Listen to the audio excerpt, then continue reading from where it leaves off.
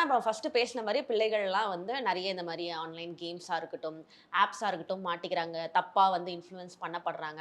இதுல மாட்டிக்கிட்ட குழந்தைகளுக்கு வந்து பேரண்ட்ஸ் வந்து எப்படி அவங்கள வந்து ஹேண்டில் பண்றது? அவங்க கிட்ட நான் எப்படி போய் பேசுறதுன்ற ஒரு குழப்பம் நெறைய பேரண்ட்ஸுக்கு இருக்கு மேம். அவங்களுக்காக ஒரு விஷயங்கள் சொல்லுங்க மேம். இது வந்து மாட்டிக்கிட்டவங்க குழந்தையெல்லாம் வந்துட்டு ஆக்சுவலா அவங்க மனநிலை எப்படி இருக்கும் அப்படின்னா, இதுலேருந்து அவன் வெளியில வரணுங்கிறது ஃபர்ஸ்ட் ஆஃப் ஆல் அவங்க ரொம்ப போராடுவாங்க. குழந்தைங்கள வந்து டேக் ஓவர் பண்ணி அவங்கள கொண்டு வரதுங்கிறது மிகப்பெரிய ஒரு கடுமையான ஒரு விஷயம். எப்படின்னா, அவங்கள திரும்ப அந்த இடத்துக்கு கொண்டு போகாம இவங்க பார்த்துக்கணும் இல்லையா? அதுதான் மெயின் யா. விஷயம்.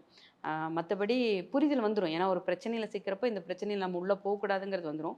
ஆனா அந்த மனநல அந்த குழந்தைய விட்டு போறதுக்கு காலங்கள் ஆகும். ரொம்ப காலங்கள் ஆகும். அதுக்கு வந்து பேரண்ட்ஸ் முழுக்க முழுக்க வந்து அந்த விஷயங்கள வந்து தடயமே இல்லாம அந்த குழந்தைகள மீட்டெடுத்து வர்றதுங்கிறது பேரண்ட்ஸ் கையில இருக்கு.